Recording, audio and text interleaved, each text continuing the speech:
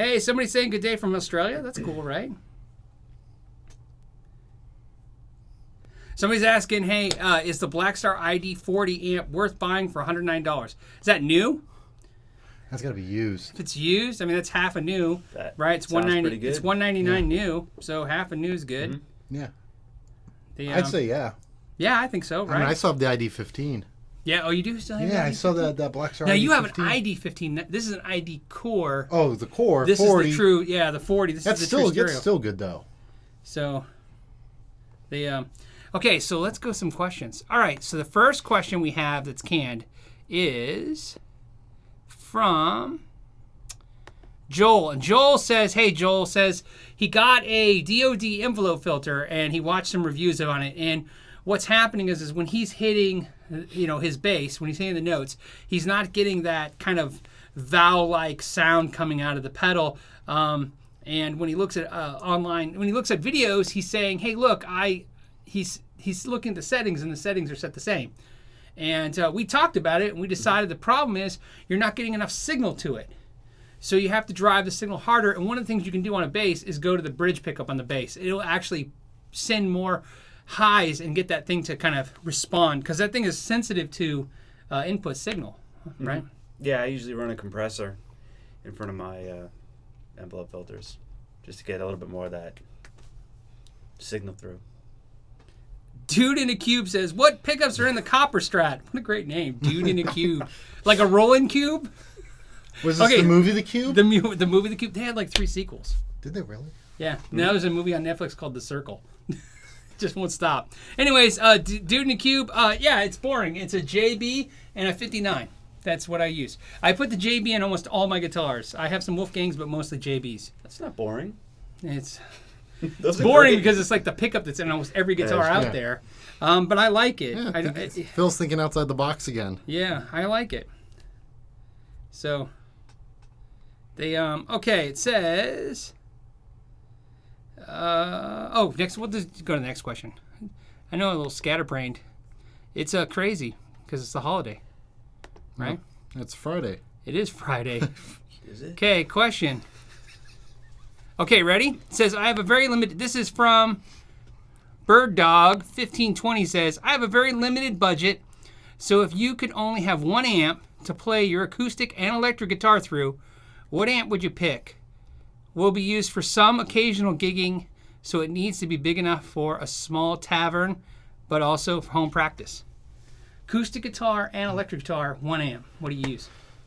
If you're going to be using distortion, this might change my answer, but a Roland Cube? See, I was thinking Roland Cube too. Yeah. I would say if it was me in that situation, Roland Cube 80. Mm-hmm. Roland Cube 80 can gig, and it would take an acoustic amp. Yes. It's built well. And it's budget. Yep. And it's budget. So it hits all those criteria. So I hope that answers the question. And it's a really good amp. Okay, so the next one is from Philip, but not me. Philip says, I like Fender amps because the clean channel makes all the overtones sound more smooth for my pop band, and I like Plexi amps because they make all my pedals very punchy for rock. Is there any amp that can do both things? If you had to choose one amp, any price range, what would you recommend? And I think he's saying in that vein of it does the Fender tone and the Marshall tone. Any price, Fender and Marshall in one box. The DT, line 6. The DT25 or DT50? Mm-hmm. Because it does model a Fender amp and it does model a Marshall amp. It does take pedals well. It's by line 6. They don't make them anymore, I don't think. Well, they might. But they're out there. They're still in stock.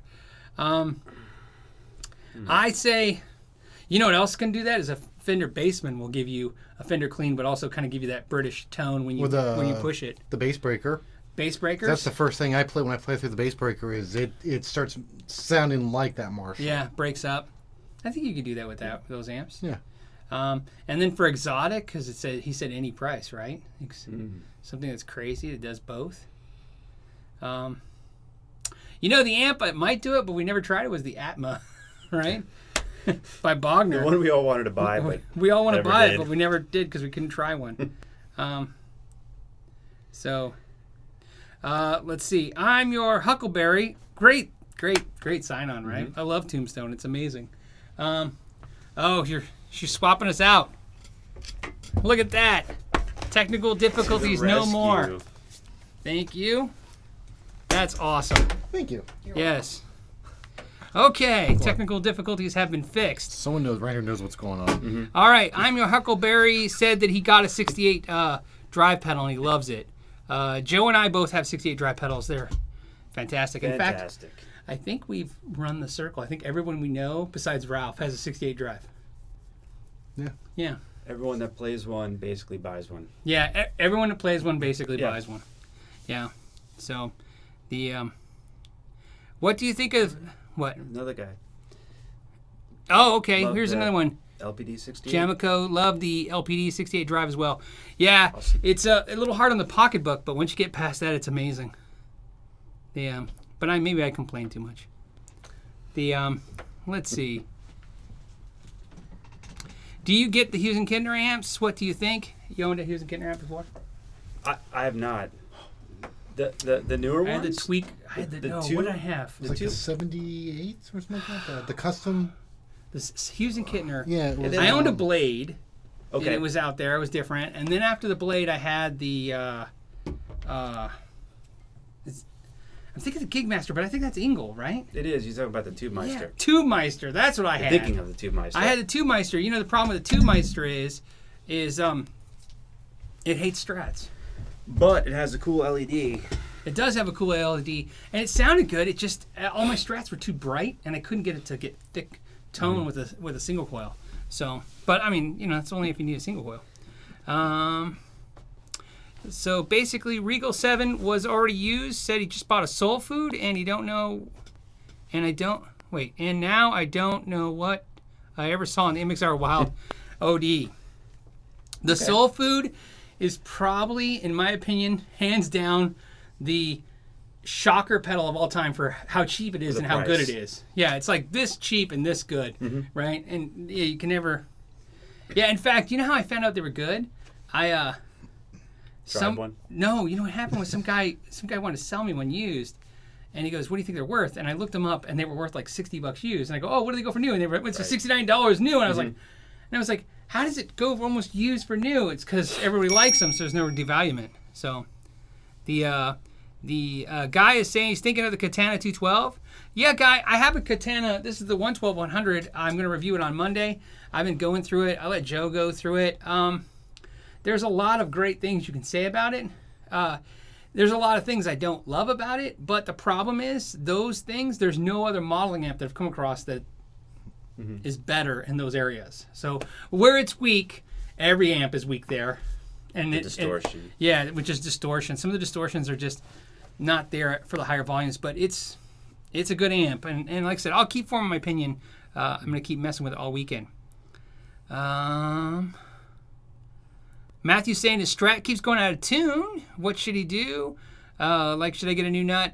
Matthew, always start with the easiest choice, which is just lube the nut first to see if that alleviates the problem at all. If it does, then you're band-aiding the problem and you need to look at the problem, and maybe take care of the nut correctly, but at least see if that fixes the problem. What combo amp is best for Van Halen tones, gig and practice at home? Well, it's going to be the 5150 combo. Yeah, the combo, the 50-watt combo 112. And you know what? I bet you the Runt 20 would be great for that too, the combo. 6505? 6505 combo. Yeah, those are all great for that. I mean, I know those have kind of the more modern Van Halen sound, but... It's a Van Halen sound. It's a Van... Yeah, but I mean, it's still the Van Halen sound. You can still dial back the gain if you want to. Obviously, he plays the old songs on them, so... this might be one for you. This says, what do you think about the Earthquaker Dispatch Master? You tried it? That's from Paul Smith. Yeah, that was a great pedal. I had it. Got rid of it. That is the reverb and delay. So what? Very fantastic. I had no use for it. But it is a reverb and delay. Fantastic sounds. Hand-built. Great quality. Yeah, expensive too, right? Right around $200. Oh, $200? Right around. Well, for reverb and delay, that's not bad. Yeah, built in. Yeah, that's not bad at all. Yeah, we missed one up here. Yeah, go to one. Right here. Okay, it says, I don't know. It says I have a Squire Strat that I want to get new pickups for it. For pretty much all all around plain, under $300. Recommendations. So you want a Squire Strat under $300? I think he wants pickups for a Squire Strat for under $300. For all around plain, I mean. Well, I like the Wiggins. They're inexpensive. They would cost you $150 for the set. You can go to William Wiggins for those. I also like the Fat 50s by Fender. Those are good. Phil's standard JB and a 59. Yeah, but I think he's talking single coil. Oh, you right? want single coil? Well, It doesn't say, but I would imagine if he's got a Squire Strat, he's going to go 3 single coils. Or you can go 2 humbuckers. You can do that. Yeah, I'd do it. My next Strat's going to have 2 humbuckers. Okay, somebody's got Kia. K-I-Y. What is that? You're good at that stuff. I'm going to go with Kia. Okay, Kia is saying, speaking of deals, my friend got a HB cabinet with vintage 30s from Damen. If you're in Europe, check them out. All right, that's cool. We're not in Europe, but we could be. Could be. No, we're in the gear bunker. The only, US. Well, the problem with Europe is, one thing I've been noticing, or I've found out since I've had the channel, is they don't get deals like we get here. That's what's tough. Like and it makes sense because I notice when anybody visits the U.S. from Europe, they hit Craigslist and get stuff, right? Because stuff that, and in the shop, what I've noticed is stuff that will sit there for forever, just sitting there rotting, and then somebody will come in from Europe and just. Yeah, they'll come in and buy it. Yeah, see the price. I've been there too, and they're just like, no, we'll take this, we'll take this. Yeah. And you look at them kind of funny. They're like, oh, we're from Europe. Yeah. We had there was a band that came through, and I remember they bought amps. That was their big thing. They came in and bought a bunch of Fender amps. Yeah, because the American market is so cheap. We just basically discount stuff so much. Yeah, and I guess the taxes going into Europe are higher too. It's still cheaper to ship. Well, they come up with different ways to do that. Like guitars, they'll take them back, right? Mm-hmm. Amps, they probably have to ship them. Or they put them on the plane, just pay that. And I don't know.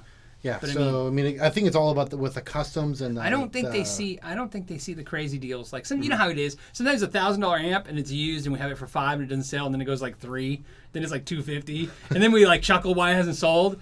And then somebody will come in from Europe and I know they're thinking. We had a guy actually that he lived in Switzerland. He taught there. And he would come every year for 1 week to visit his sister. And he would always buy 2 PRSs, one for himself and one to sell. And the one he sold there paid for both. Gotcha. Okay. So, yeah. So, so I'm pretty sure later in the comments, someone from Europe's going to explain to us why. Yeah, well, I can tell you, it's got to be a thing because almost every manufacturer you deal with, they make you sign paperwork saying you will not sell to Europe. Yeah. Now, if they walk in your shop, they're in your shop. Just like him, he was visiting his sister. So because we had that relationship, it's okay. But even then, I think it's a gray area about shipping to him. But because otherwise they would probably buy from you because you'll discount. Let's see. What else? Anything else that's cool? How many people are on? Does it tell us? Last time I looked, it was like 128. 128? Oh, 188 are watching now. 188. You guys are awesome. I'm glad you guys are here and not at Walmart. There's nothing at Walmart worth getting trampled for. I went hiking this morning, and then after the hike, we decided to go have breakfast. And we get to the breakfast, there's no staff. So it took forever. And we're like, the stores were all busy around it, so we didn't understand. Well, I went to Tucson last night for Thanksgiving. On the way back, I was driving by Westgate. And that was already packed, and traffic along the freeway was jacked up. And even coming over here this morning, it's still just a train wreck in that section. Black Friday's a disaster. Hey, so Patrick's saying, have you gone off the Mustang 3? ? Okay, so have you gone off the Mustang 3? I'm starting to see them at gigs now, and they sound great. Yeah, the Mustang 3 sounds great. I have a Mustang 3 in the other room. I've been seriously A/Bing it against the Katana to see where the Katana lies. And here's where it stinks when I'm going to say this. I'm going to say something that I've been saying forever and ever and ever, and I'll probably never change. The best modeling amp is the new one. It always seems to work that way. Whoever comes out with the newest modeling amp always seems to be one little bit of technology about, right? So the Katana, I thought, sounded a little better than the Mustang 3 in a lot of areas, but a lot of that is because they have a couple generations newer technology in their amp. Yeah. Now, the example of that is I haven't heard good things about the new Line 6 stuff, but until I touch it, I don't know. But But just like the Code amps by Marshall, I think every time somebody comes out with a modeling amp, what I've always learned is that amp will be the one that sounds the best for a little while because, again, it's a technology-based stuff. It's the best stuff. So it's generally going to be the case. Well, it's like when Line 6 had the Spiders out, and those sounded good, then the Mustangs came out. Yeah. So, okay, so Sineer wants to know, do you have thoughts on the Ibanez RG 655 RG Prestige? Which one is that? I think it comes in blue and black. 655. And I think, well, I'm an RG fan, right? So yeah, I mean, it's an Ibanez RG. You can't go wrong with those. No, Prestiges are great. You know, my only thing with Ibanez as a whole is, so I was on the lookout last night for a new Ibanez guitar. As you always are. And believe it or not, I was going to email the Ibanez rep at like 11:30 last night and tell him, hey, send this to me because I want this guitar. Okay. And the problem I have with the RG Prestiges and all this stuff is I go online, I look at them new, and I go, okay, you know, I'm a dealer, I can get them. Maybe I'll cut myself a deal. And yeah, I was right. See, it's blue, right? That's a great guitar. In fact, I almost bought that guitar before I bought the RG 550 reissue I got. So my only problem with this is I'll go online, I'll look at the guitar, and then I go look at it used, and it's not even half. Right. It's like they don't hold any value. You know what guitar I was looking at was the JS224, the orange Joseph Trani guitar. It's $2,500. But yet, used, you can find not that one, but ones just like it in another color for like $1,200. I'm like, that's a pretty heinous drop. Well, I mean, the going rate for Prestige is what, 600? Yeah, Is... yeah. In fact, hey, Sineer, I was looking the other night on both Reverb and eBay, the Poison Pumpkin one that looks just like that with the maple fretboard and the pickguard. $6 all day long. I found them for $600. Okay. Because that's what you had before, right? Yeah, I had that one. Yeah, but I paid $8 for that one because I was crazy. Because I wanted it, and then I sold it.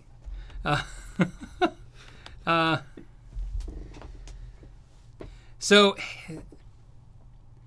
Paradise Bunny from Berlin, Germany. What's a good way to get the Hammond organ sound without specialized pedal? You don't. Okay, so there is. You know what you do? You go, so here's what you want to do. Paradise Bunny, Google on YouTube. Don't Google on YouTube. Go on YouTube and search Joe Bonamassa, no effects. And there's a video where Joe Bonamassa takes a Les Paul and he shows you how to get almost every major effect out of the guitar without just him plugging into an amp. Have you seen it? I have not. An organ? Yeah. He'll do it. He'll do like a swelling effect on the volume knob, and he'll show you some different ways to get like a fuzz tone. And I'll have to check that out. I mean, he's asking for no effect, right? I mean, no pedal, right? So it says without a specialized pedal, right? How do you get a Hammond organ sound? Without a specialized pedal. So I mean, or you just get a Hammond organ. Yeah, you can't. Yeah, you can. Okay. I mean, I would watch that. I mean, unless you're saying that you're okay with using a pedal. I mean, obviously, you get the swirling a pedal effect. Boss has a pedal that's really good. That one that has the LED that spins. And oh, right. And that rotary. But I mean, ideally, how do you get the Hammond organ sound? You buy those the electro-harmonics. Those pedals. Yep. What's it? They have the key and the B9, the B9, C9. Those are how you do it, right? Somebody said the Run 20 is cool. It is Run 20, I guess, because they see it behind me. I do like the Run 20 a lot. What sounds better, gold chrome or black hardware? Ooh, that's a good one. Black hardware. Guy is asking the question, what sounds better? You know what's only funny? You know what's funny about that? This is a funny story, true story. I once was in a room with Paul Reed Smith, while he explained how plating the metals changes the sound. So as much as I want to chuckle at the question, I have been in a room where Paul Reed Smith not only told me or told the 3 or 4 guys in the room this, but then he explained why the tuning keys on the Paul Reed Smiths are brass and they don't because if they otherwise to chrome them they have to nickel plate them then chrome them, okay. Right? So and that's why the bridges now are pieces of aluminum and brass. So you know, and Guy was just trying to be funny, maybe. Yeah, Guy is funny. Yeah, but so you know, Guy, I can tell you this: Paul Reed Smith thinks there's a difference. So, and it's hard to argue with that dude, right? Because you know, he knows a lot. And, you know, the proof's in the pudding. He sells guitars that are pretty damn expensive, so a lot of people believe him. So, somebody said chrome is brighter. Black. Good one. Yeah, that is smart. I just like to point out, Phil has no guitars in here with chrome hardware. Gold hardware. No, I don't have gold hardware. No, gold you know why? No gold hardware. Because gold hardware wears off. So yeah, it's all chrome or black in here. Somebody wants to know, the Guitar Hangout wants to know, can you recommend a good PAF sounding pickup for a Les Paul that doesn't break the bank, boutique included? It's hit or miss. Yeah. Take my Les Paul Trad Pro. Yeah. We've tried. Yeah, it's tough, right? I like the 59 by Seymour Duncan. It's cool. Some people think it sounds too dark. I like it. The 36th anniversary. DiMarzio. Lawrence Petros is saying Eric Johnson thinks there's a difference. You know, you're probably right. I don't know. We've heard enough stories about Eric Johnson, we've heard enough too. Stories about it. Ed Dana, hey Ed, he says, it seemed to me, the gold wears off. Yeah, Dana, I agree with you. The gold, I love the way the gold looks. It just, it wears off so fast because of the way they played it. That's the only reason I don't have it. Because, you know. Thoughts on TC pedals? And that is TNT 1857. I like TC pedals. The new, I listened to the new $50 ones they got coming out. I watched the review. It didn't sound very good in the review. No, it didn't sound bad. It just didn't like, whoa, these are going to be amazing. I already know they're going to be good because we already seen the companies do this. They already can make a pedal good for $20 probably if they had to. So it's good. TC stuff, I got nothing bad to say about TC. I like their time-based effects. Yeah. Not a huge fan on the choruses and flangers, but reverb and your delays, they're fantastic. Well, you know, I'm not a big fan of their overdrives, but Paul Gilbert loves their Mojo tone or whatever. I like the Mojo. Really? Yeah. Yeah, I haven't tried it, and I was like, and he watched him and he's talking about it, and I'm like, but the way he was talking about it was like the best pedal he's ever tried in his life, and I'm like, am I missing something? I gotta try it now.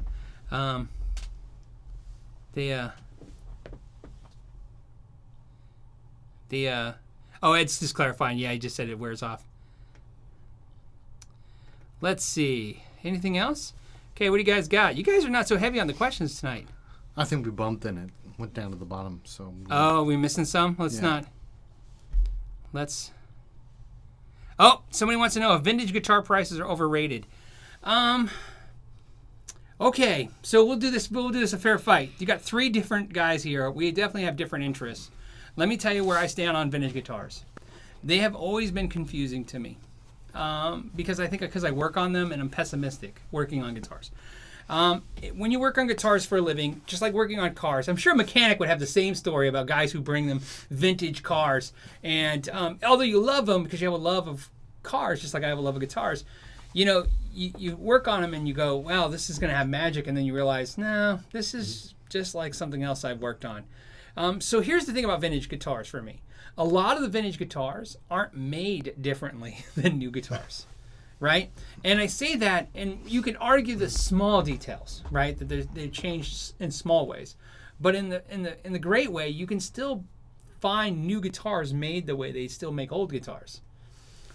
So do I think an old guitar is cool because it's been broken in, it has a nice sound? Yes. Do I think it's worth all that money? No, not really. When you can have a clone made of it. Mm-hmm. Yeah, you can go out and get a reissue, no problem. Yeah, it's tough, especially when you can get the reissues all worked in and relicked, and they look the same and they feel the same. I mean, some of those relics, I pick them up, there's no way I'd be able to tell if that was real or not, right? I have friends, though, and so do you. We have friends that can tell that stuff because they work with vintage guitars all day, but I can't tell. So I don't think they're overpriced. I don't have any draw to want to own them for that. And on a side note, one of the guitars I've been coveting my whole life is that Swirl Steve Vai 7-string, but I refuse to pay $5,000 for a guitar that I have on the wall right now just because it's painted an old color. So to me, that's like a vintage guitar now that I just don't see the value in because I can get a new one. What do you think? If you're a collector, right? Yeah. It's a no-brainer. I mean, you know, it's definitely worth the price, but as far as tone or playability, that's kind of subjective, right? Right. But anything that's out of production, out of print, right? You just gotta pony up the cash for it. Yeah. So, right. Yeah, it's... Maybe I'd have a different attitude. I have more money. If I had more money, I'd be like, maybe I'll buy them. I don't know. You ever wonder that? Like, if you had a lot of money? Because you ever watch, like, rock stars? And they go into these vintage guitar shops and just buy vintage guitars like they're candy. And then you go, well, if I had money to burn and I didn't care. Yeah, well, I know you long enough that you would do that, and that phase would last like 6 months. And then you'd sell them. And then you'd sell them. You're like, I don't know why I just did all that. That was foolish of me. Yeah.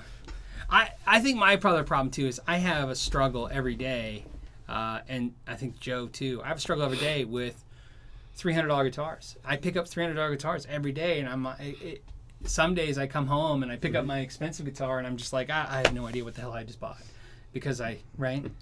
Yeah, because they can pump these guitars out in such higher quality now than they could years ago. And every once in a while, I mean, more often than probably I'm giving them credit for it, they nail it. Those inexpensive guitars are just perfect. So it happens. So it's hard. It's hard to value all this stuff. You just got to buy what you love. So what's my joke? If you love it, you should buy it if you love it because you might keep it. Is a Telecaster good for blues? Of course. That's from Charles. Telecaster is massively great for blues, right? I think it's probably one of the, right? It's up there. I mean, it's up there with the Strat as being iconic blues guitar. And it's a versatile guitar, too. Yeah, the Telecaster, here's the thing I say about the Telecaster. The Telecaster is a guitar that it doesn't get seen as much as it gets heard. It's probably recorded way more than it's ever been seen. A lot of times when people think they're listening to Strats or Les Pauls, they're listening to Telecasters. So there's a lot of, if you read a lot of histories of bands, there's always these stories about these Telecasters in the studio. So I think a Telecaster is pretty much great for everybody. So let's see, what's another? Oh, somebody says, nice Goldtop Les Paul. What is the model? What do we say? It's the LP. It's LP. No, 50s Tribute. It's 50s Tribute. It's the one I got at the Sam Ash when the guys came with me and we got it, except for I switched the covers from black to cream and I put the pickguard on it, and I'm eventually going to do the knobs and the switch. So I'm making a 50s one look like a 60s one, just for no reason. Mostly because I bought it for $400 and it's awesome. And so it doesn't make sense to sell it and then pay $800 for the one with the color pickups I like. What is the best guitar for gent? Oh man, that's easy. That's like LTD or Schecter, right? Some 8-string thing, right? That's, I mean, I have, Dean. I mean, all those guys, they all market, right, to gent. They, EHX also has the, as Michael's saying, EHX has the Hammond pedal too as well. What's the best, cheapest multi-effects pedal? The M5 by Line 6. Yes. Only downfall, it's one effect at a time. But yes. Right? Yes. Yeah. For a price and quality of the actual effect, $130? Yep. Yeah, $130. You cannot beat that pedal. So that's. What is the best sustainer pickup? Well, the sustainer by. Right. It's the only one I know. When will Dunlop reissue an actual tape version of the Echoplex unit? I would probably. That's from GM Lassam. Probably never. When I talked to Dunlop, they told me the story. They told me went like this: they bought the name Echoplex when it went out of business, and then they let Gibson use the name. Remember, Gibson did a rack mount Echoplex. I guess Dunlop wasn't using the name, so they let Gibson just use it. And then, and then so many companies like Exotic did the EP Booster, which is supposed to be the Echoplex Booster. Everybody started making these Echoplex type pedals. Dunlop said, well, we actually own the name. We should make the pedal. So they made the Echoplex pedal. Now, when they made the Echoplex delay, I guess because, I don't know, I used logic, I thought it was going to be a tape delay, right? Mm-hmm. And instead it wasn't. And then they wanted you to sync it up. So it's a great delay, though. It's probably one of the best delays I've played. Mm-hmm. I put it in my top 10, but I don't think they're going to do it. But who knows? Never say never, I guess. But nothing I've talked to them makes me says they're going to do it. Now I'm going the other way. Let's see. Anything else cool? What else? Anyone see any deals yet? I'm just curious about Black Friday. You know, when I looked at Black Friday deals, all I see is stuff I can get in all the time. I saw... Or stuff that I know the retailer's sick of looking at, so they're going to blow it out. But I'm like, they would do that. Some string pack was pretty good that one of the companies was coming out with. That was pretty cheap, but other than that, I didn't see anything. And then Panhandle saying, yeah, he saw that I changed my pickup colors. I did. There is... Okay, I got a question sent to me. All right, here's the question. Ready? What is your opinion on the Fernandes Bernie LPs, Japan? What is happening with the company? I haven't tried that guitar. Fernandes is an interesting company because you see them every year at the NAMM show, and then you never see them again. Right? Like, do you know any dealers? I've never seen them. I haven't seen them in a store in a long time. I've never seen them in a store. I remember seeing them in the store when we They're were there back in Tucson. That was about it. They have a booth every year at the NAMM show. They're there. I go check them out. They'll be there this year, I'm sure, at the NAMM show. And, you know, the truth is a ton of companies are dying. And they may be one, right? You know, we were talking about this. We were talking about the NAMM show. We'll talk about the NAMM show a little early since this is early to talk about NAMM show. You know, there's a ton of companies that don't go anymore. Mason Boogie doesn't go to the NAMM show. G&L doesn't go to the NAMM show. Catlin Bread doesn't go to the NAMM show. Diamond Amps and Guitars isn't going to the NAMM show. They didn't go last year. They're not going this year. Who else? I mean, it's just a list. The list just gets bigger and bigger each year, the companies that don't go to the NAMM show for a plethora of reasons, mostly the cost, right? And these companies are... You know, I'll tell you this thing. Next time you're in a major box store like a Guitar Center or Sam Ash or, you know, whatever, look at how many guitars on the wall are actually just Fenders and Gibsons. They dominate the market so much now. Ibanez. That I think those are probably like the three biggest. You can go to any guitar store and you'll see those on the wall. But even Ibanez, not so much anymore, right? You just see in Fender and Gibson, they're dominating the market. So... Fernandes is like Godin. Yeah, well, I mean, you know, Lawrence is saying that. Godin is great. Godin is the largest builder of guitars in North America. So, you know, they actually make more guitars than Fender or Gibson in the North American area. You know, in other words, Mexico, United States, and Canada. But no one cares. that's the problem. They're great guitars. Yeah, of course. You know, think as a small shop, you're like, oh, I'd like to bring this exciting product that no one gets to see into the shop, and instead they just stare at it and go, yeah, those are cool. And yeah, they didn't sell very well. No, they don't. So, okay, let's see. Let's see another one. Okay, Panhandle saying, Phil, I bought a Gibson Les Paul because I really wanted one, but the PRS CE I got from you is the one for me. Selling the Gibson. Yeah, yeah. I love my Gibson. It's over there. Well, I mean, there's there too. I have one over there. Joe has like five Gibsons, Les Pauls. And he has a PRS, and your PRS is amazing, but you're just drawn to the Gibson. Yeah, it's personal preference. Yeah, I know my PRS is better than my Gibson. I have a PRS that looks like a Gibson. Does that count? Yeah, you have a beautiful PRS though. You do? Yeah. Yeah, he has a single cut SE250. So and vintage natural. Natural. They don't do that anymore. Because I wanted the single cut look, but I couldn't find a Les Paul that had the mojo. So, D is asking a great question. How old must a guitar and amp be to be classified as vintage? It's a good question considering, think about this. Some of the amps that when I was a kid now would be vintage by that definition, right? Is it that Gorilla amp you had? Gorilla amp. My Gorilla amp is now vintage. Yeah. Is it 25? 50? Yeah, but I mean, there's just like cars as a classification, but where do you go? 20 years with the car. 20 years you can get the historic plate. Yeah, so 20 years old, you get a vintage. Is that a vintage guitar? I don't know. I like the 25 year. No, it's quarter of a century. So. I mean, that's a great question. Are we saying that 1995 guitar is vintage? Or 1991 guitar is vintage? What are we saying? Just means we're old. It just means we're old. But I mean, is that technically vintage? Well, think about this. 1991 is fantastic because you're talking about the Strat Plus, right? So interesting, right? So the Crate Stealth, it's a vintage amp now. All those crates are vintage. Start buying crates. Collect them. They're going to be vintage. I always think vintage isn't how old it is. It's how desirably collectible it is. Right? So if something's old, it's just old and nobody wants it. But if something's old and desirable, it's vintage. Well, no, vintage is like a nice way to say. The Domino guitars would be classified as vintage, even though they were from the 60s, but I don't think they're very... Those are antiques. Yeah, but those aren't very in high demand, so you can pick those up for a couple $100. So you have to ask yourself, like, so is a Harmony by Montgomery Ward, is that a vintage guitar, or is that just an old guitar, even if it's collectible? Right? Vintage... There's got to I mean, sure, we could... I was going to say it's got to be a technical thing. I don't know offhand. I'd say it's vintage, but now you're talking about what's its value. I think that's different than vintage. Okay, Michael is asking, have you ever tried an attenuator on your 2061? How did it sound? Yeah, I have the Marshall... Power Break. It's in the other room.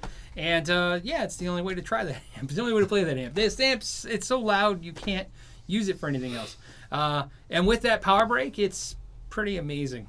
Mm-hmm. It's probably, and in fact, you know what? I think I've now had 3 or 4 friends bring Marshalls around and we babied them, and it always wins. What's that one? What? Why do Carvins lose resale value? Okay, wait. So Eric Jason Brock said, why do Carvins lose resale value so bad? Just got some used ones, great prices, and they are great. Eric, you're going to get 2 stories now, whether you like it or not, about Carvin. The first one is, Carvin has a booth every year at the NAMM show.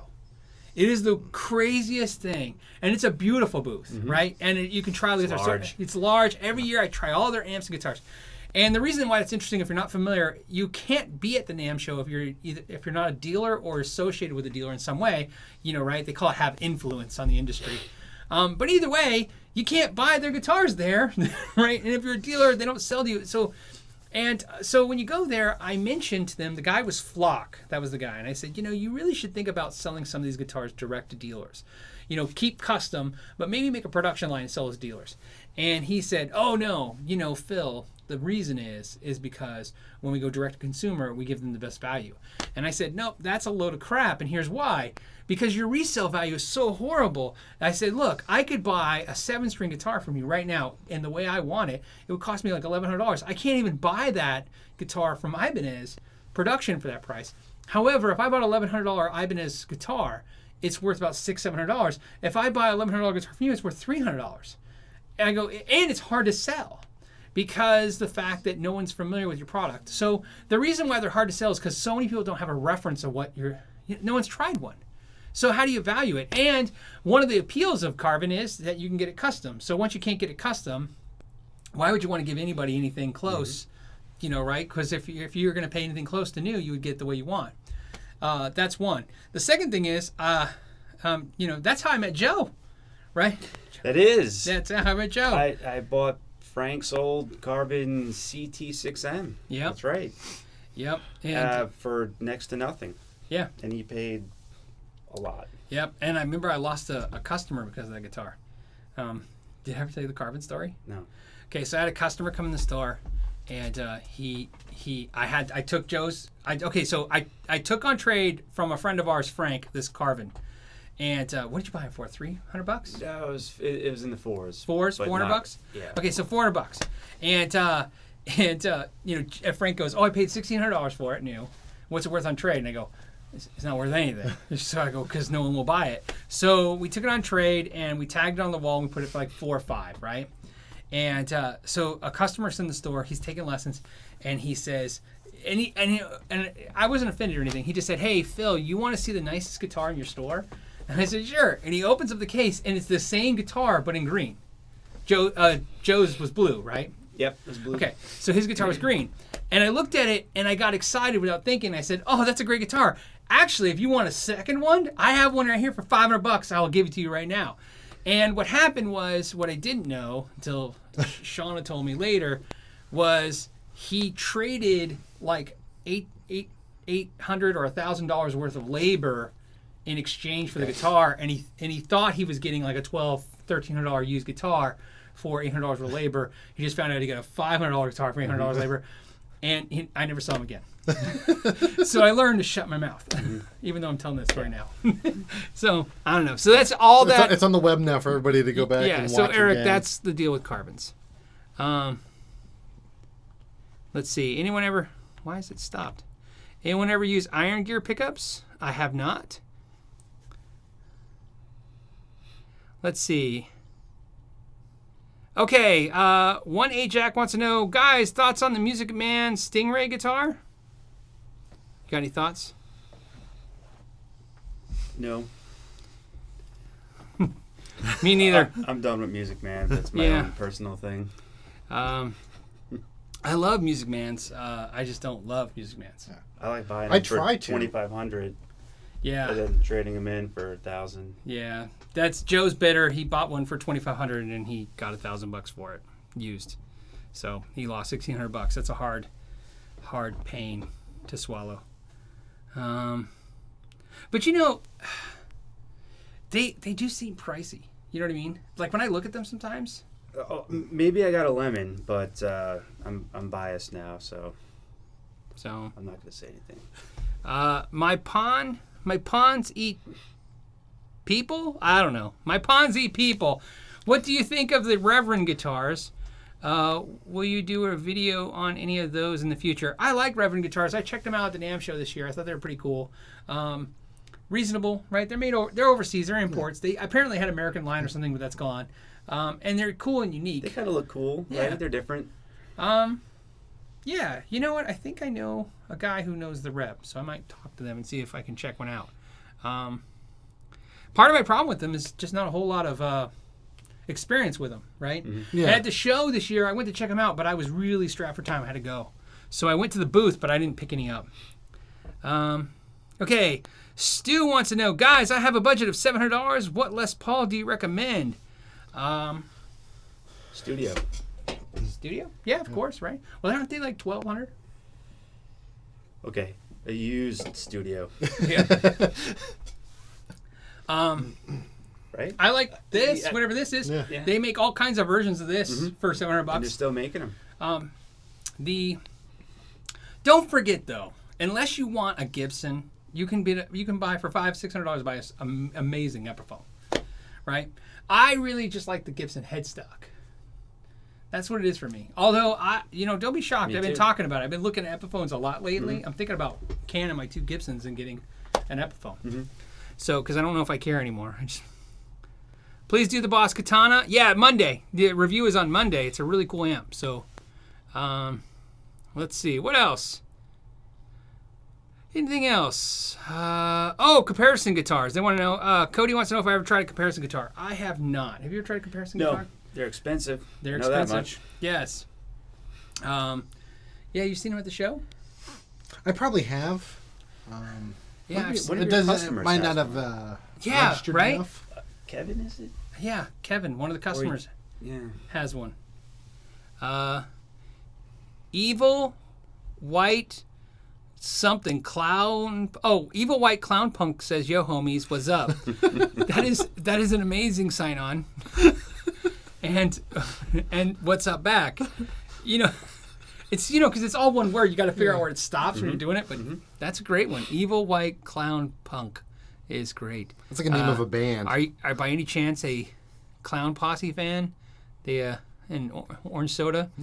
They Let's see. Ed wants to know, hey Ed, have you tried the Skyline pedals? I have not. Have you? Are they affordable? Is that what they are? Or are they expensive? They're not ringing a bell. No. There's so many pedals. We were just talking off the camera before we started this that there's 5 new pedals this week. Ibanez has got a new pedal. Boss has got a new pedal. It's like, right? I'm like, it's getting crazy. No. Because it won't slow down. Yeah, because it doesn't slow down. You keep thinking, you're like, the pedal craze is over. And then, and then it's like, what new pedal can they come up with now? Yes. Okay, Mark wants to know the best electric guitar for $300. Best electric guitar for $300. What do you got? What would I buy? Yeah, maybe like currently. I'd buy an RG, an Ibanez RG of some sort. Yeah. Definitely. Charvel had the Desolation line still, one of the Charvel Desolations. Yeah, but you still find them used all over the place. Those, for I think those were the best thing at $300. Yeah. I mean, that was a tough one to beat. Jesse Anderson has a channel. You can check out his channel. It's Jesse Anderson. He just did a little quickie review of those Charvel Desolations. You can see how good they sound. Fantastic guitars. You know, let's keep it easy. Best guitar for under $300 or $300 new, right? I'm trying to think what's been blowing me away in that price point. There's so many guitars. Schecter have anything at that price point still? Schecter does not have anything in the $300 range. There's still RGs, right? In the $300 range? Yeah, Ibanez has stuff in the $300 range.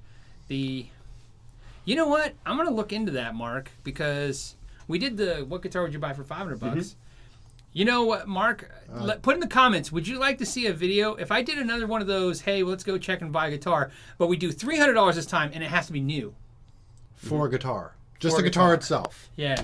And maybe we can do it where we go 3 stores. Maybe we'll hit a GC, a mom and pop in Sam Ash again and see if we can find a guitar for $300. Yeah, put in the comments, you guys. You like that idea? We go and we check out. I mean, I'll legitly buy it, right? Because I'm curious myself. We go to 3 different music stores in one day, and the budget is $300. Yeah. Has to be brand new, and because we live where we live, it has to be $328 or something like that for tax. Does it make sense? You got to add the tax in, or we'll just beat them down for tax out the door. We didn't give Sam Ash a hard time for tax out the door. Right. We didn't, and they would have given it to us. Yes. We just didn't do it. So maybe this time we'll do it to hit the budget. Beat him down? Yeah. Bill's turning violent. I know. You gotta go, hey, is there any way you do tax out the door? Oh, you can? That's my way of beating somebody down.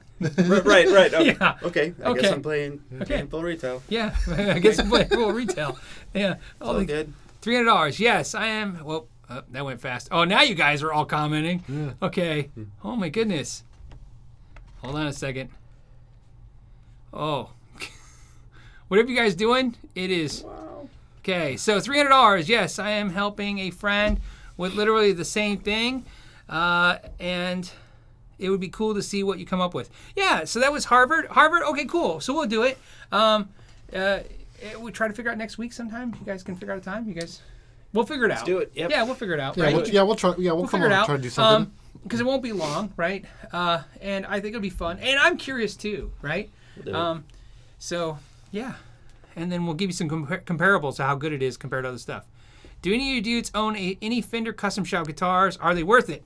And that's Diego. Diego, I own a Fender custom shop guitar, and I own the Fender custom shop guitar. Yeah. This guitar actually has my name on the back. And it is actually custom for real, where custom usually means you buy one and it's custom shop. This one was custom made. In other words, I told them what I wanted, and they made it. And that being said, hell no, they're not worth the money. This you guitar... need a master belt. Yeah. Those are worth it. I had a master belt. I had one of those $10,000 Chris somethings. Remember that red Telly thing I had? Yeah. I also remember the yellow one you had too. Yeah, the yellow custom shop too. So the answer is no. Custom shop's not worth it. Because here's why. I don't know why.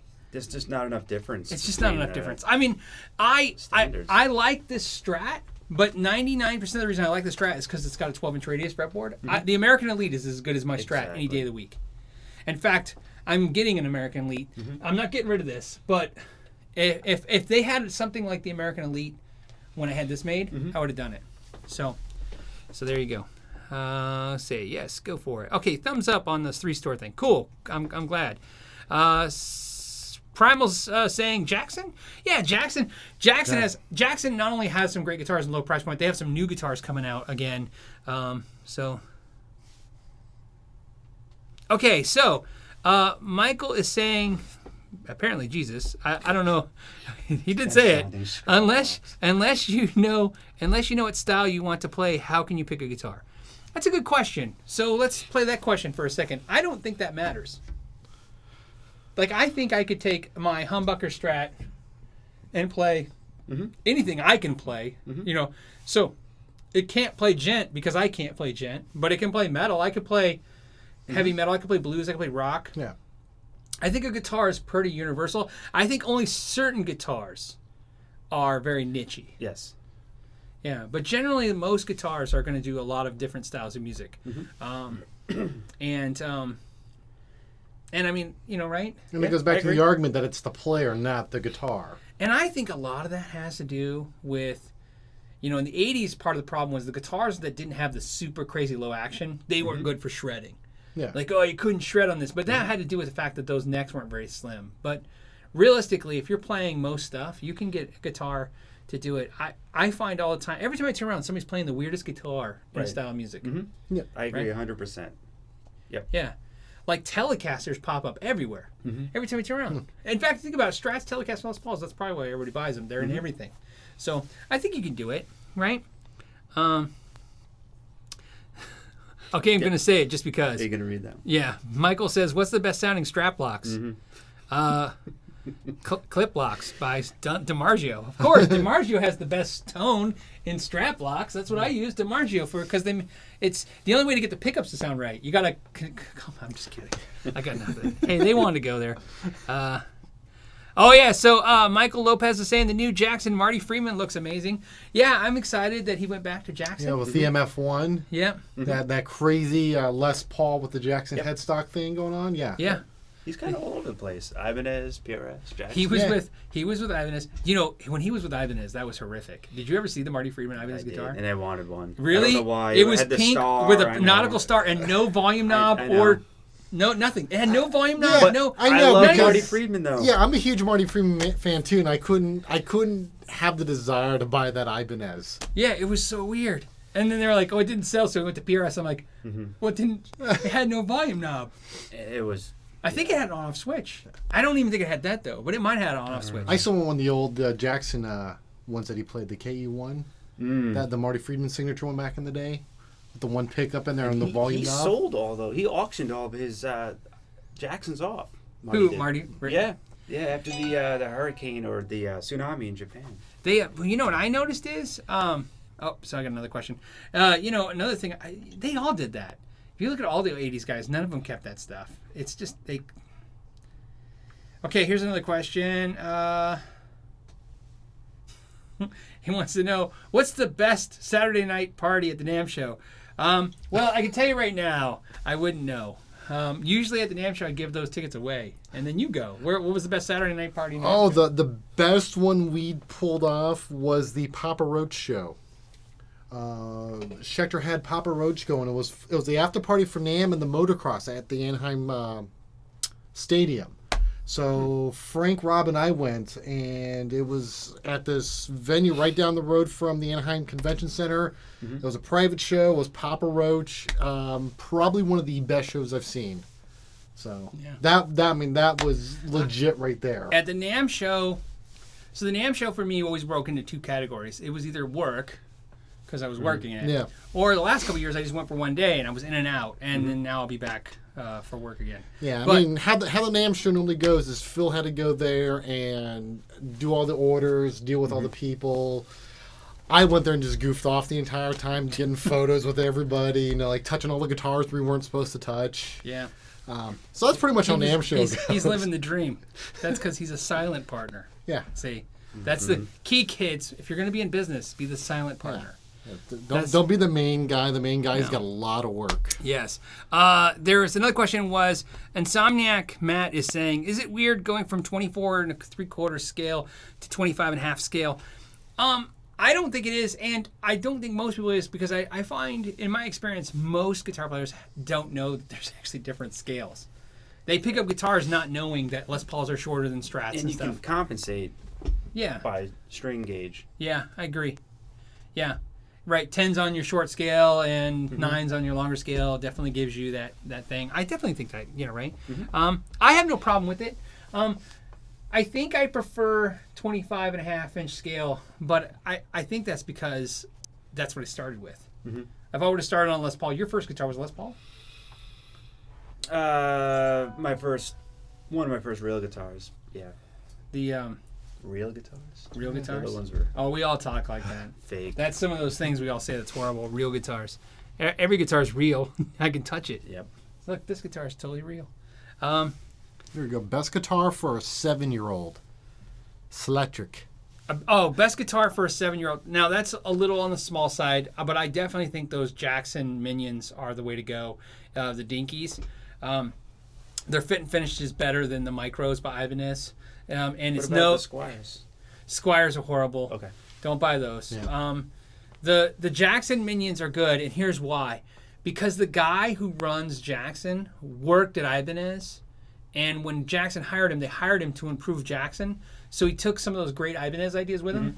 And, of course, like Dave Mustaine to Metallica, he wants to one-up his old company. So the Minions are better than the Micros because he's put a lot of time and effort. You can feel that. I don't think any guitar player could pick the two guitars up and not notice that Jackson feels a little better. I agree. And they're the same price. So, in fact, Ibanez was even doing a high-end micro version for like $500. That feels like how the Jacksons feel at $150. So, the Dinkies at $150 is the way to go. And then you have to weight sort them. All those little guitars, you got to go into a store and pick them up. They're different weights because of the woods. So try to get as light as possible. So Bug B something. Sorry, Bug. Bug B Ver is asking Helix or Fractal. I don't know, but I'm going to say Helix just because that's what I'm going to try next. The Helix. I hear such good things. I'm going to try it. Okay, so Banda No Way Back wants to know which is the most hated guitar in the U.S. It's the Trump guitar, right? Oh, no. I'm just joking. I just going off news. I got no politics. I could have said the Hillary guitar just as easy.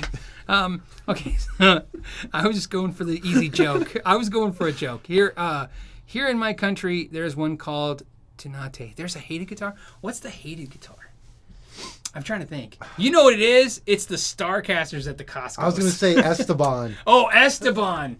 Okay. It's entry-level guitars because we're all snobs, right? We got to hate entry-level guitars. Not only that, but you've worked on them. I've worked on them. And working on those guitars is the most frustrating thing you can do. Mm-hmm. You're like, I just got to fix this one little piece here, and you got to fix it, and something else breaks. Yes, I agree. You don't like first act guitars? First act. Yeah, those are the ones I think in Target.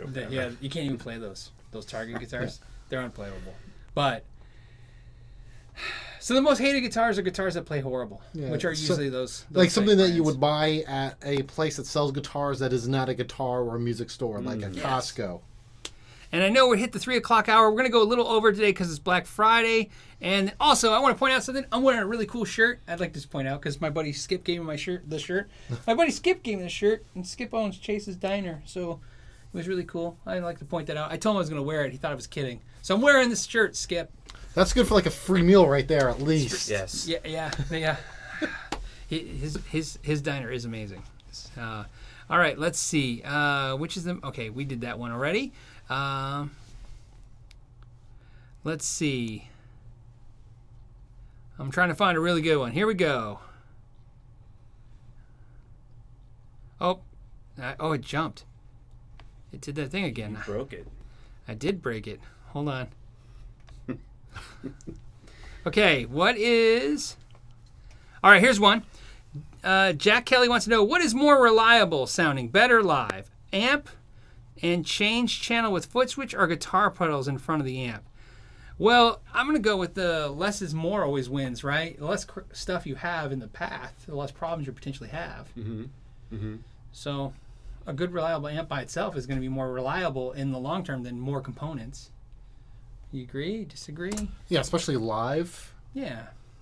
Makes sense. There's nothing worse, when you're playing live and something in your chain goes out. Now you get to kind of go through everything, trying to figure out what just happened. Satan's Rubber Ducky says that shirt is pretty badass. Satan's Rubber Ducky, that is cool because I used to have one of those. You ever seen the rubber duckies you can get with the horns? Yeah. Yeah. Evil ducks. Evil ducks. All ducks are evil. If you know Eddie Izzard by any chance, is an amazing skit. You know that skit? You're not. No. Yeah, I know. Joe's not into comedy. Eddie Izzard. All ducks are evil. It's funny. You're out of the club, Joe. Yeah, you're out of the club. Have you guys ever tried EverTune bridges? I've got a guitar with one, and it worked great, and it is always in tune, but it seems like it really has too much string tension, even at low action. And that's from Corey. And Corey, I tried one at the NAMM show, right, because it's kind of cool. It scares the bejesus out of me because it's so much going on, and you take so much material away from the guitar to put it in there. And aren't they expensive? Well, I didn't even look at the price because I was more concerned about the thing. And it's it's a new product, so I can understand what you're saying if the tension is not right. I mean, obviously there's a lot that plays into how the tension feels on a guitar. Most people don't understand what goes into why there's so many different types of bridges. So I'm not shocked to hear that it doesn't feel. Case P says best entry level Strat or Telly. Entry level is a tricky word because that doesn't tell me how much you want to spend. So, I mean, you could say Squires or any of the knockoff brands that make Squire. I will say this. I think now that a Mexican Strat and Telly is $600, I think the best Strat and Telly for, good ones are the Schecter ones for $500 with 12-inch radiuses and stuff. Fantastic. So, and it saves you $100, and they're made in Korea, and it's really good. If that's out of your budget, then here. But here's, I think this is the best way to put it. The best entry level Strat or Telly is the one you try at a store and it feels right, right? Because I have a $99 one in the hallway. It's fantastic. And our buddy, what's wrong with me? Seth. Our buddy that I forget his name. No, our buddy Seth. I'm just spaced today. Our buddy Seth. He came in the store once. It's a true story. You were standing there, right? Oh, yeah. He came in the store and he said, Phil, I want to buy a Strat today. What's the best playing Strat in the store? And I said, now keep in mind he buys nice guitars. And I said, well, the best one's that $99 Bullet over in the corner. And he laughs and he picks it up and he's playing it and he goes, oh, you're right. And then he bought it. And he's had it for 3 years now? At least. He loves it. He tells me all the time. And it just so happened that day I was picking up all the Strats, playing them in the shop, and that one just was like perfect. Let's see. Oh, somebody asked a question about the Mini Tube Screamer? No, okay, somebody was just commenting. Okay, any other questions before we go? Oh, which solid-state amps are the best buy? Well, I mean, they're all the same price. That's the problem, right? So it's about picking it. Check out the Katana. The Katana is definitely cool. Like I said, I plan to do the review. I only have a couple negatives, and like I said, the negatives I have are so little, and they're not something that another amp I could say will fix that problem. Now the solid state would need to fix it. No, but definitely, and they're cheap. $199 for the 50 is legit, so you can't hate that. This one's $329 for the 100 watt, so it's a way to go. Let's see. Guy saying he had an American Deluxe Strat with a roller nut and didn't see the benefit. Yeah, of course, right? I mean, components on guitars are perfect when they fit a need. If they don't fit the issue you're having. Chuck Dickens wants to know what's going to be the biggest surprise at the NAMM 2017. I don't know what the biggest surprise is. I know what's going on. Fender's releasing the Professional Series. That's going to be the retake of the American Standard Series. And the big deal in that is going to be to add the Jazzmaster and the Jaguar into the lineup. Paul Reed Smith's going to be showing the new Tremonti amp. Right? Okay. And a couple of changes there. I'm not sure. It's a little early to get information from these guys. Everybody's being tight-lipped. I don't think there's a whole lot of product that I've seen yet. So I'm not sure. I don't even have a thing that I'm like, whoa, I can't wait to see what's going on. Jackson's got a new line of basses that look amazing. They're all exotic looking and priced affordable to kind of attack the sound gear market. Remember I told you that guy came from the Ibanez market, so he's going to go after the sound gear market. So that's cool. And let's see. And let's hit 2 more questions and then we'll call it a day. Any other? Let's see. Which one? I would love to get auto-tune guitar. No. I did that already. Yeah. Let's see. Do you use Gibson tone polish on your head? That's from Guy. I don't know. Should I? You think that would work? It'd help your tone. It would help my tone. I should look a little better today. I was, like I said, I hiked this morning, got a little sun. Normally you just use turtle wax. Turtle wax. Yeah. What's funny is, like I said, I've been shaving my head since I was 21. You, right? Hold on.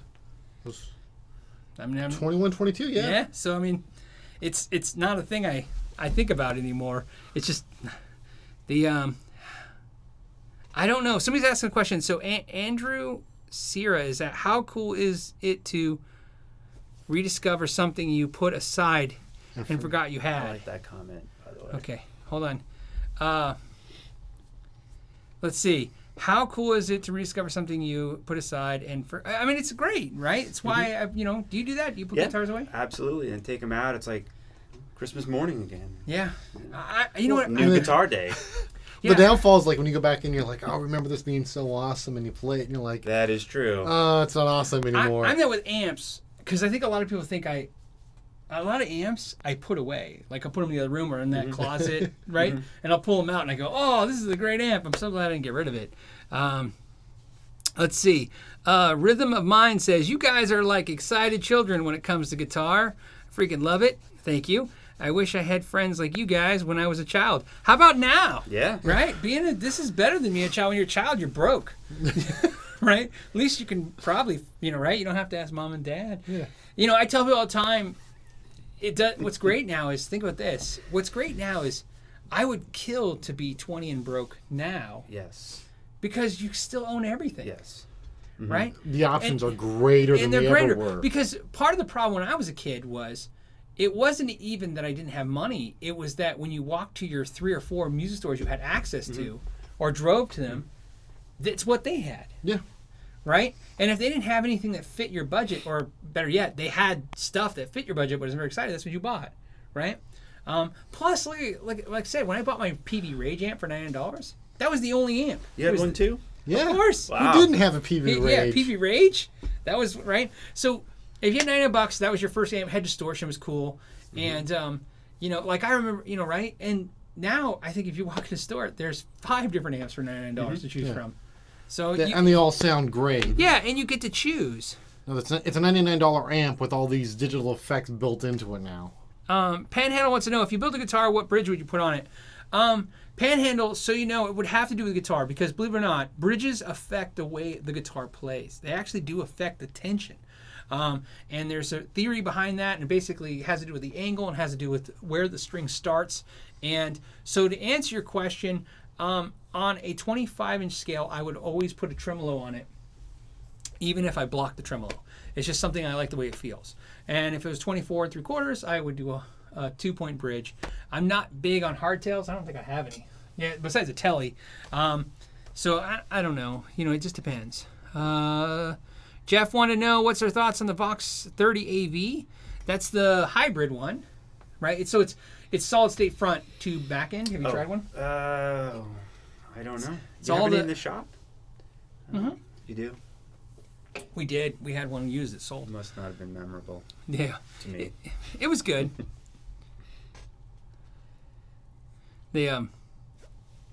Let's see.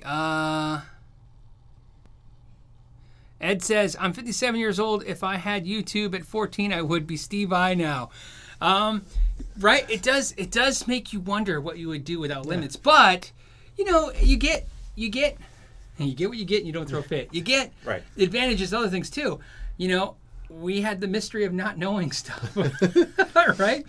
Sounds cheesy. That's a stretch. Yeah, it is a stretch. But, come on. You have to be honest, right? You're like, sometimes you would hear stuff and, in your mind, you picture it this way. One of the things, this is a true story. So it has to do with, for me, bass. Victor Wooten, when I heard Victor Wooten, I heard him doing triplets, and I practiced. Remember, I would just do that for hours because he was my roommate at the time. And I would do this for hours and hours and hours.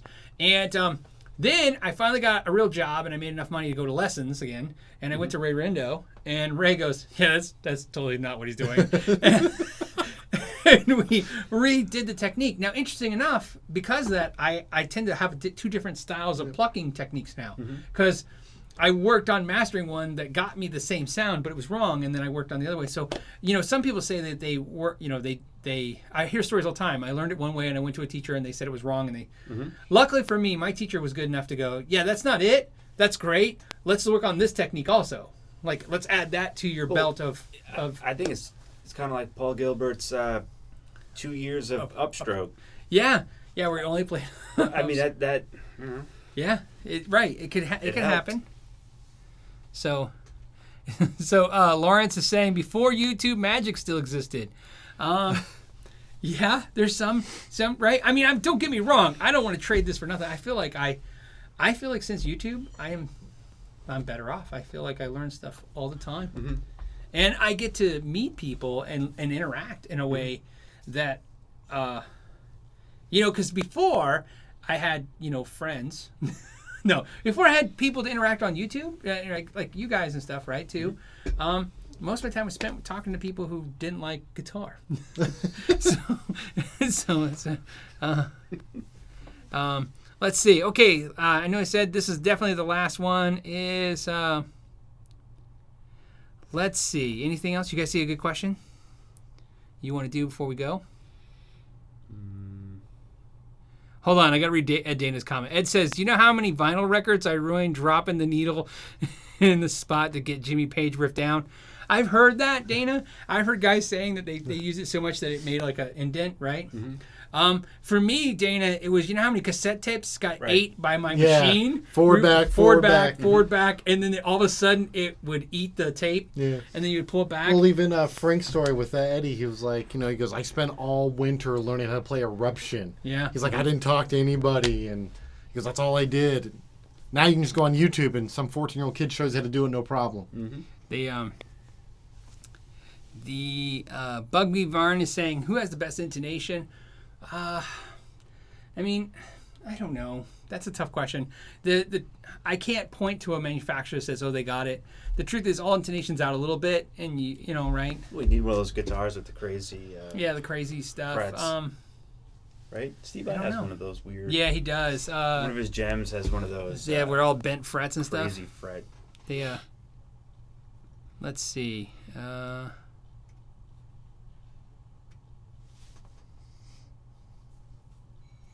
Oh, best rationalizing. Okay, so several paper clips says best rationalizing about the good old days is the forced ear training. Yeah, this is true. Although I would have killed for a free tuner on my phone like they have now. When I was a kid, man, a tuner was like a big deal. Buying a tuner. Not all your friends had tuners. Yeah, or if you had the one that you could afford, which wasn't always the best tuner. Yes. So, okay, so, and the last one, this is a good one, so I'm going to get it. Because basically Brian's saying, is getting a guitar Plek worth the cost? And, I don't know. Plek is an interesting thing. I've watched the process, right? Obviously, Joe, you have a bunch of Les Pauls. I'm sure some of them were Pleked. Fender said, remember when they told us? Fender said that the Plek came to them and said they wanted to sell them the process. And after they went through the whole process, Plek told Fender that there was nothing they could do to help them, that their guitars were fine. So, I don't know. I can't, here's the deal. The question is it worth the cost? I don't know what it costs. What does it cost? I don't know. If it costs a little bit more than the setup, I think it's probably worth it. If it's double a setup, I don't know. I mean, a trained person can do a good job getting your guitar locked in. I have a video. Next week's videos is Monday is the Katana review. Wednesday is truss rod fear. And I'm going to explain truss rods and why everybody's afraid of this thing. Are you going to break one? No. You know what's funny? You can't break a truss rod. That's what's funny the other day when somebody was telling me. Challenge. You cannot break a truss rod. I'll take that challenge. You can strip the tops of truss rods. Truss rod challenge. I guess, but right. But people like I had a guy comment that you could crack a neck, and I'm like, you can't crack a neck, and you can't crack a truss rod. You can strip off the ends of it. Yeah. And so again, we'll do the video. You'll see. Okay, so. Passy is saying, have you tried True Temperament? That's the True Temperament is the frets that Steve I has on his guitar. And even Steve I said, this is great. It sounds amazing, but all the albums I grew up with didn't have this, so it doesn't matter. Ed said, thank you to Ed. I appreciate the nice compliment. And as always, guys, I want to thank you. Joe, you got anything to say before we go? I'm going to quote someone in there and just say happy holidays. Oh, yeah, happy holidays. It's coming up. Anything, Ralph? Thank you guys for not wrecking Black Friday out at Walmart. Yeah. Getting trampled over a 60-inch TV. Yes. Or maybe you guys already did that this morning and just relaxing now. Yes.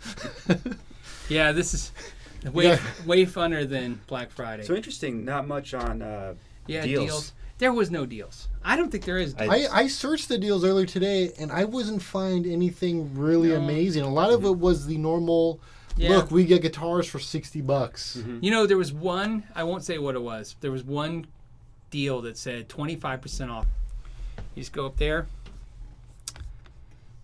Yep, you go right to Red Stream, and see you guys next time.